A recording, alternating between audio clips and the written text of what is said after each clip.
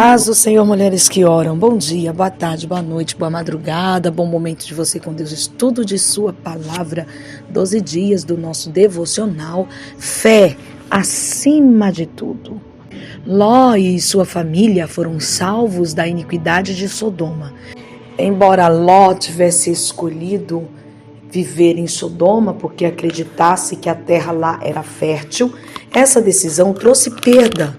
No fim das contas, a iniquidade de Sodoma permaneceu com Ló e sua família, mesmo com o resultado da destruição, a mentalidade de Sodoma permaneceu com eles. Ao fugir com sua esposa e filhas da cidade, Ló implorou ao Senhor por outra cidade onde ele pudesse morar.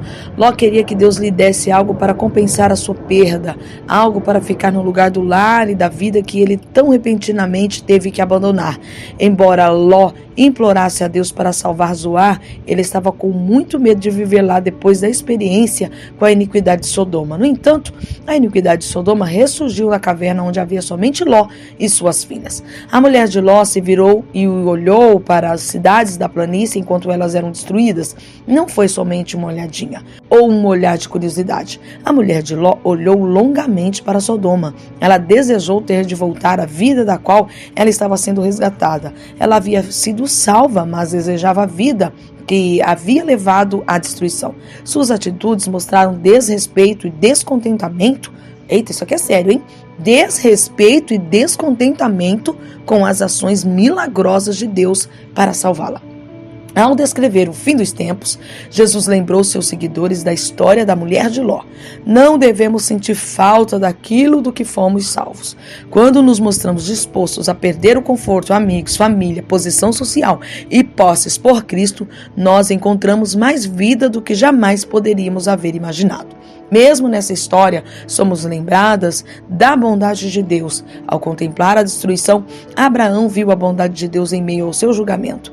Deus prometeu que não destruiria os justos com os ímpios, e ele salvou Ló por causa de Abraão. Embora a destruição tenha sido grande e completa, a misericórdia de Deus transbordou. Ao seguir a Cristo, devemos estar dispostas a deixar para trás os prazeres do mundo para encontrar nele vida abundante.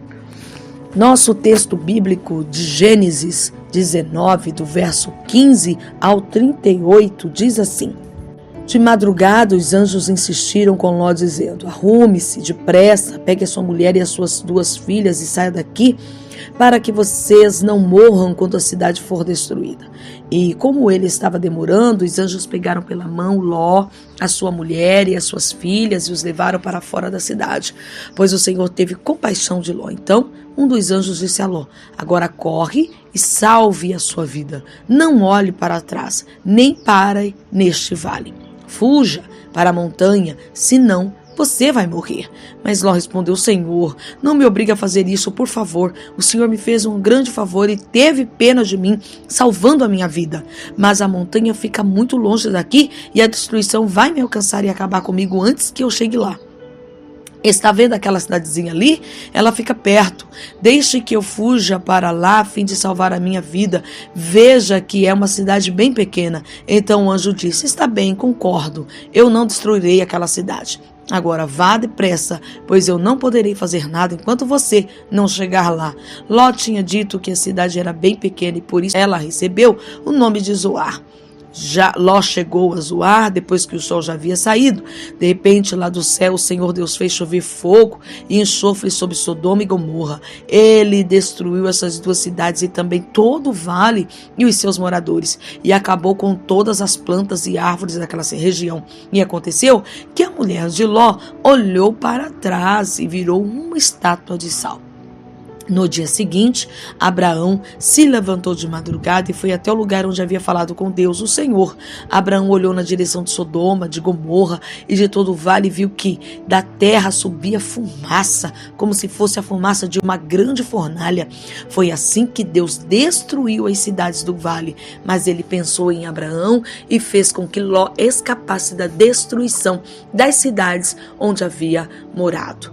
Ló teve medo de ficar morando em Zoar e por isso foi para as montanhas junto com as 2 filhas. Ali, os 3 viviam numa caverna. Certo dia, a filha mais velha disse à mais nova: o nosso pai já está ficando velho e não há nenhum outro homem nessa região. Assim, não podemos casar e ter filhos como é costume em toda parte.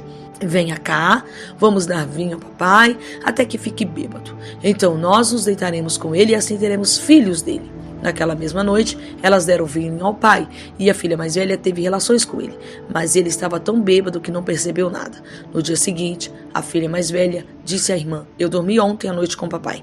Vamos embebedá-lo de novo hoje à noite e você vai dormir com ele. Assim, nós 2 teremos filhos com ele e conservaremos a sua descendência. Nessa noite, tornaram a dar vinho ao pai e a filha mais nova teve relações com ele. De novo, ele estava tão bêbado que não percebeu nada. Assim, as 2 filhas de Ló ficaram grávidas do próprio pai. A mais velha teve um filho, a quem deu o nome de Moabe. Ele foi o pai dos moabitas de hoje. A mais nova também teve um filho e pôs nele o nome de Ben-Ami. Ele foi o pai dos amonitas de hoje. Mais texto bíblico, gente, porque é de assustar tudo isso, não é não? Lucas, capítulo 17, do verso 22 ao 35, que diz assim: então ele disse aos discípulos: chegará o tempo em que vocês vão querer ver um dos dias em que o Filho do Homem já tiver chegado, mas não verão. Alguns vão dizer a vocês: olhem aqui ou olhem ali, porém não saiam para procurá-lo, porque assim como o relâmpago brilha de uma ponta do céu até a outra, assim será no dia em que o Filho do Homem vier. Mas primeiro ele precisa sofrer e ser rejeitado pelo povo de hoje. Como foi no tempo de Noé, assim também será nos dias de antes da vinda do Filho do Homem. Todos comiam, bebiam, os homens e as mulheres casavam, até o dia em que Noé entrou na arca. Depois veio o dilúvio e matou todos. A mesma coisa aconteceu no tempo de Ló. Todos comiam e bebiam, compravam e vendiam, plantavam e construíam. No dia em que Ló saiu de Sodoma, choveu do céu fogo, enxofre e matou todos. Assim será o dia em que o Filho do Homem aparecer.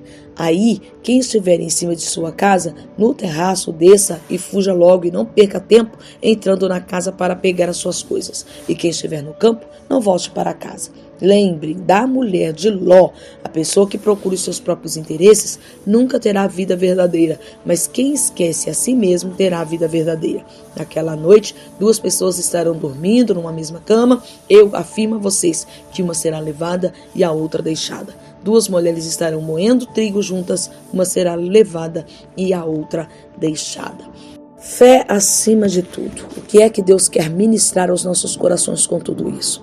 Primeiro quero trazer aqui, meditarmos juntas um pouquinho sobre o comportamento de Ló. Ló está sendo salvo, resgatado pelos anjos. Os anjos estão lhes garantindo a segurança, está mandando ele embora para longe. E ele fala: não, eu não vou para a montanha porque ela está muito longe, porque lá ela vai a destruição vai me alcançar. A montanha longe, a destruição ia alcançar. A cidadezinha perto, a destruição não ia alcançar. Você está vendo aí a incoerência, a insistência em ficar no lugar onde não deve ficar? A insistência em ficar perto do ambiente que Deus está mandando sair? O anjo concede o pedido de Ló, mas ali não era para ele ficar. Tanto é que ele não fica. E aí ele vai, procura um lugar por si próprio. E acontece toda essa desgraça que já estava dentro de suas filhas, de sua esposa, dele mesmo. Sodoma já estava dentro deles. É tão perigoso quando a gente acha que estamos bem melhor orientados pelo nosso medo, pelo aquilo que sabemos, do que quando Deus nos diz: saia, fuja, siga outro caminho. A gente fica com medo do desconhecido e quer se agarrar àquilo que Deus está mandando a gente sair. A gente sai de dentro da casa, mas fica no quintal. A gente sai de dentro do convívio diário, mas ainda continua indo nas festinhas. Oh, minhas queridas, vigie, vigie, vigie, porque seremos traídos por aquilo que estamos perto. Se Deus manda correr, corra. A única pessoa que Jesus manda se lembrar é da mulher de Ló. Por quê? Porque ela não conseguiu se desapegar. Ela não olhou para trás por curiosidade, para ver a destruição. Não.